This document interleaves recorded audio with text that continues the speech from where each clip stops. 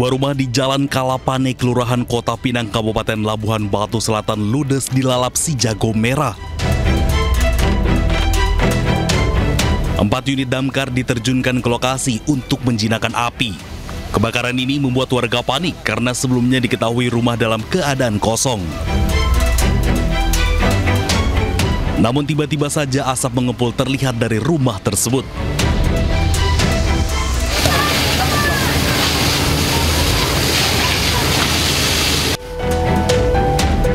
Tidak ada korban jiwa akibat kejadian ini, namun warga berharap petugas kepolisian Polres dapat mengungkap penyebab kebakaran.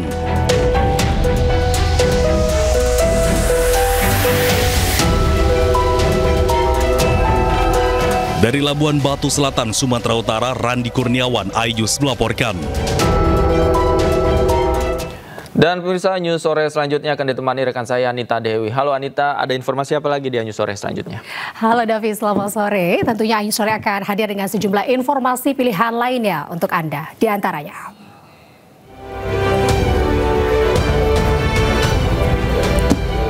upaya evakuasi korban runtuhnya bangunan Ponpes di Khozini, Sidoarjo masih terus berlangsung.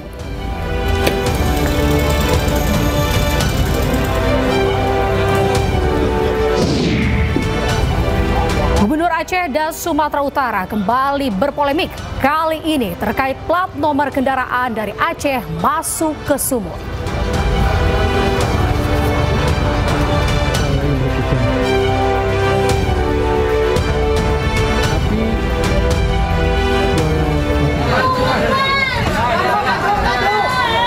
Nggak ada ya, cuma perut kecepet ya.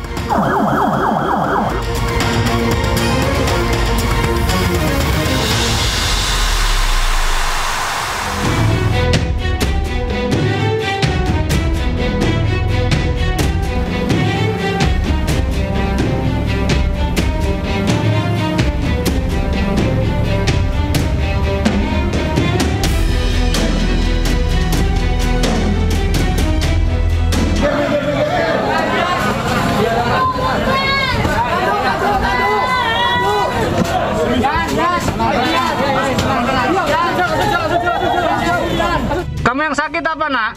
Semuanya sakit. Semuanya sakit. Oke, semangat ya. Sabar. Ini yang satu sudah pertama. Kamu sabar ya. Sabar ya, Nak ya. Sabar ya, ini usaha. Ini dulu aja.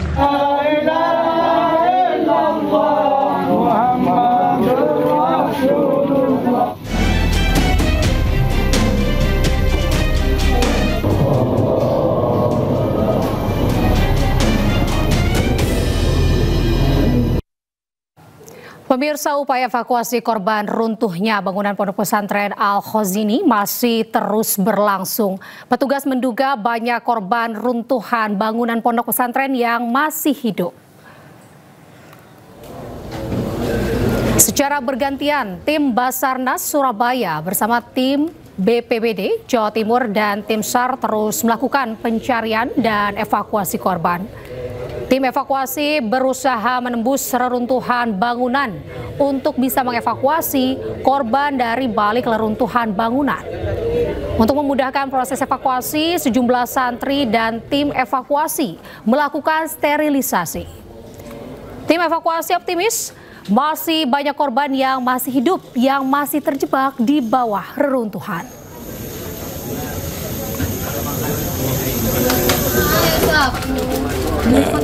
Sejak bangunan musola Pondok Pesantren Al-Khozini ambruk, Samsul Hadi hanya bisa diam dan melamun. Ia menunggu kabar nasib anaknya yang ikut tertimbun reruntuhan bangunan Pondok Pesantren Al-Khozini. Bapak dua anak ini hanya bisa memandangi foto anaknya yang tercatat sebagai santri kelas 1 SMP Pondok Pesantren Al-Khozini.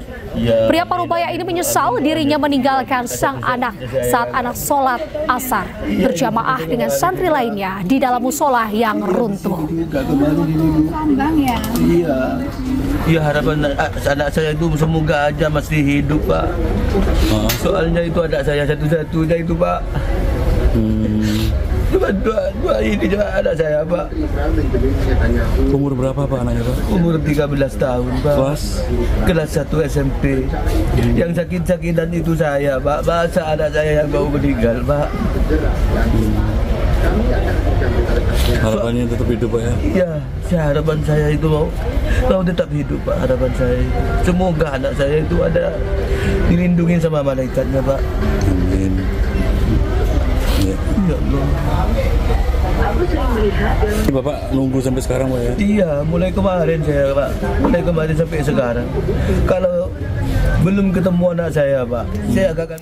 Pemirsa, Wakil Gubernur Jawa Timur Emil Dardak mendatangi lokasi runtuhnya gedung pondok pesantren pagi ini. Emil menyebut sambil berjalan proses evakuasi, petugas juga berusaha untuk memberikan makanan dan minuman untuk para korban yang masih terjebak di bawah reruntuhan. Fokus lagi di zona A2.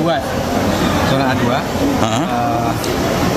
Anak yang ada di situ bisa diakses dengan roti, air, dan juga udara dikonfirmasi bisa menjangkau di situ, masih bisa bernapas dengan leluasa, dengan baik lah, dengan mencukupi.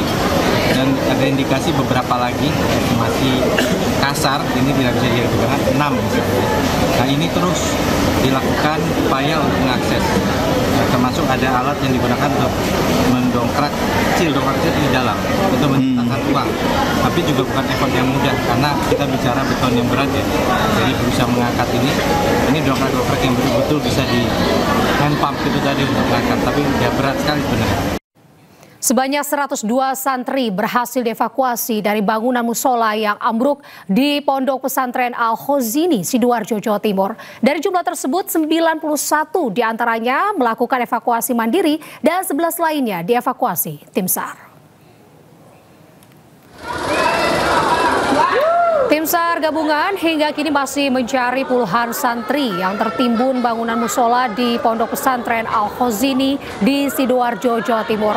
Badan Nasional Penanggulangan Bencana menyebut total masih ada puluhan santri yang kini dalam proses evakuasi.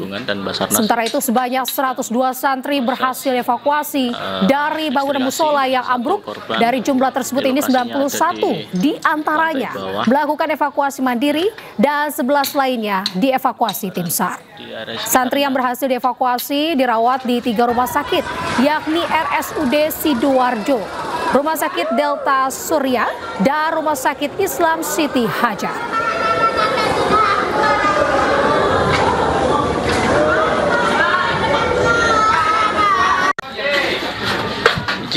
Sejumlah santri berhasil menyelamatkan diri usai ambruknya bangunan musola di Pondok Pesantren Al-Khozini di Sidoarjo, Jawa Timur. Sementara itu tim SAR gabungan berusaha untuk membuat korban terjepit reruntuhan bangunan ini agar tetap sadar dengan terus mengajak komunikasi.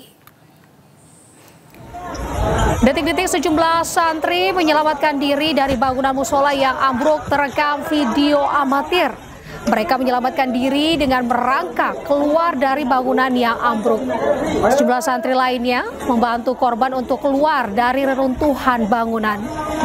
Sementara beberapa santri lainnya terlihat panik lantaran rekan-rekan mereka menjadi korban.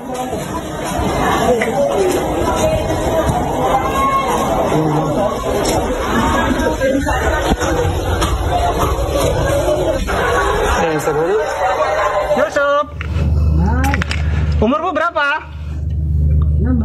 16 tahun. Apa yang luka? Nggak ada. Ya? Nggak ada ya, cuma perut kecepet ya? Ya, di sebelah kiri Jojo. Ya. Haikal? Ya, Kamu yang sakit apa nak? semuanya sakit. Semuanya sakit. Oke, semangat ya. Sabar ya. Sabar. Ini yang satu sudah lama. Kamu sabar ya. Sabar ya nak ya. Sementara itu tim penyelamat berusaha membuat korban terjepit reruntuhan bangunan agar tetap sadar. Mereka terus mengajak korban berkomunikasi dengan menanyai kondisinya. Diketahui ada 2 korban terjepit bernama Yusuf dan Haikal yang kondisinya masih sadar. Butuh beberapa waktu ya, karena ini saya saja nih untuk berjalan merayap aja. Pemirsa, Gubernur Jawa Timur Khofifah Indar Parawansa mengungkapkan duka mendalam atas meninggalnya 3 santri yang tertimpa musola di Pondok Pesantren Al-Khozini, Sidoarjo, Jawa Timur. Khofifah meminta keluarga untuk bersabar atas musibah ini dan penanganannya akan dilakukan sebaik mungkin oleh tim gabungan. Kita semua bisa dievakuasi dengan selamat dan tentu ada yang dengan kondisi tertentu kemudian terkonfirmasi meninggal dunia. Tadi malam 1, pagi ini tadi 2. Kita semua berduka cita. Mudah-mudahan mereka bahagia di sisi Allah, keluarganya diberi kesabaran, kekuatan, ketabahan, karena sampai dengan saya duduk tadi ada relawan yang menyampaikan bahwa sang ibu ini belum bisa makan sebelum ketemu anaknya. Jadi tadi malam kan hampir semua saya kelilingi, saya bersapa, karena ada di antara mereka yang bilang, kok kenapa sepertinya berhenti evakuasi, karena mereka melihat kerennya kok nggak gerak, eskavatornya kok nggak bekerja. Saya menjelaskan satu persatu bahwa kalau ini langsung diambil bongkahan-bongkahannya dengan eskavator atau krin, malah takut itu kemudian yang bongkahan yang tidak terangkut itu akhirnya mendesak ke bawah, kira-kira gitu. Jadi ini tetap jalan, saya menyampaikan. Dan untuk mengetahui pemirsa informasi terkini, kami telah terhubung dengan jurnalis iNews Pramono Putra di Pondok Pesantren Al-Khozini, Sidoarjo, Jawa Timur, dan Hari Tambayong di RSUD Noto Puro, Sidoarjo. Ya, selamat sore rekan-rekan. Saya ke Pramono terlebih dahulu. Pramono, bagaimana proses evakuasi saat ini di sana, Pramono? Ya, hingga saat ini proses evakuasi masih berlangsung. Namun dari mulai siang hingga petang ini rupanya belum berhasil dikeluarkan korban, dan ini kelihatan dari tidak adanya ambulan yang keluar dari kawasan pondok pesantren. Dan ini saya berada sekitar 150 meter dari pondok pesantren, karena memang kita tidak bisa masuk ke area pondok, kita dilarang dengan alasan sterilisasi untuk mempermudah evakuasi. Dan meski pihak pondok telah menyiapkan posko, namun sejumlah keluarga korban lebih memilih diam di tepi jalan di kawasan pondok pesantren Al-Khozini. Mereka menunggu di pinggir jalan, menunggu kabar bagaimana, karena mereka memang tidak diperkenankan untuk berada di depan pondok. Dan kita lihat bersama, petang hari ini juga banyak beberapa tamu yang datang ke pondok pesantren. Salah satunya adalah Menteri Agama, tadi sore sempat masuk ke pondok pesantren Al-Khozini. Namun beberapa media tidak bisa mengikuti karena memang di-cut oleh petugas, sehingga kita tidak bisa masuk ke pondok bersama Menteri Agama. Inilah suasana jalan keluar dari pondok pesantren Al-Khozini yang ada di Buduran, Sidoarjo. Demikian.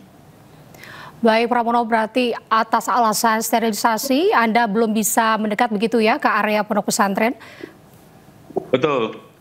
Jadi memang kita mau mendekat, kita harus berhadapan dengan santri. Baik. Santri mengajak berdebat dan mereka melarang. Akhirnya kita mencoba mengalah untuk menjauh. Demikian. Baik, apakah ada pejabat yang hingga saat ini berdatangan, Pramono, di sana? Ya. Atau ada bantuan lainkah yang datang dari pihak pemerintah ke lokasi? Kalau berdasarkan pengamatan kita di lapangan di sekitar pondok pesantren Al-Khozini, tadi hanya satu pejabat negara, Menteri Agama, yang hadir datang ke pondok dan disambut oleh pengurus pondok dan langsung masuk ke dalam pondok. Sementara media sendiri hanya menunggu di luar dan hanya beberapa media yang bisa masuk karena mereka tidak berpakaian ala media, mereka mencoba berpakaian ala santri sehingga bisa mengecoh dari petugas atau santri yang ada di lokasi yang menjaga pintu masuk pondok. Demikian. Baik, terima kasih Pramono atas informasi yang Anda sampaikan. Selamat bertugas kembali. Kita doakan semoga para santri yang masih terjebak bisa diselamatkan dalam kondisi selamat. Baik, ya, kita ke RSUD Notopuro. Ada Heri Tambayong di sana. Hari Tambayong. Ya, selamat malam kita. Ya, Hari Tambayong. Di sana informasi apa? Kondisi terkini di sana seperti apa, Hari Tambayong? Apakah ya, ada korban? Betul, 3 petang ini korban atau santri yang berada di pondok pesantren tempat musibah hingga saat ini di Rumah Sakit Umum Daerah Notopuro Sidoarjo masih belum menerima atau masih belum ada yang datang dirujuk ke Rumah Sakit Umum Daerah Notopuro Sidoarjo ini. Namun pihak rumah sakit hingga saat ini masih menangani 8 orang pasien atau 8 orang santri. 4 diantaranya adalah mempunyai luka yang parah dan 4 lainnya luka sedang. Sementara ada 40 seharusnya ada 40 seharusnya yang dirawat di sini, namun 30 sudah dipulangkan dan ada 2 orang yang meninggal sudah dibawa pulang ke rumah duka. Salah satunya di kawasan Duku Pakis yaitu Muhammad Mas Huduhak serta Muhammad Soleh warga Bangka Belitung sudah dibawa pulang oleh keluarga dan hingga saat ini pihak rumah sakit RSUD Notopuro Sidoarjo masih melakukan perawatan 8 orang santri yang saat ini sedang dilakukan perawatan secara intensif karena ada 8 ini 4 orang mengalami luka berat dan 4 lainnya luka sedang. Begitu kita. Baik, Hari Tambayong, dari informasi yang Anda dapatkan di sana, apakah dari seluruh korban yang dirawat ini sudah sanak keluarganya sudah berdatangan begitu? Betul, sejak tadi pagi hingga sekarang beberapa keluarga sudah berdatangan dan mereka menuju ke posko yang sudah disiapkan oleh pihak rumah sakit, yaitu posko pengaduan atau posko data, di mana mereka bisa melihat data pasien yang sudah masuk atau korban yang sudah masuk ke Rumah Sakit Umum Daerah Sidoarjo ini. Dan beberapa keluarga juga terlihat ada di beberapa yang di depan rumah sakit berada di sana untuk menunggu kemudian ada berita dari keluarga mereka yang mengalami musibah di pondok pesantren. Begitu kita. Baik, terima kasih Hari Tambayong. Selamat bertugas kembali. Hari Tambayong melaporkan dari RSUD Notopuro. Terima kasih.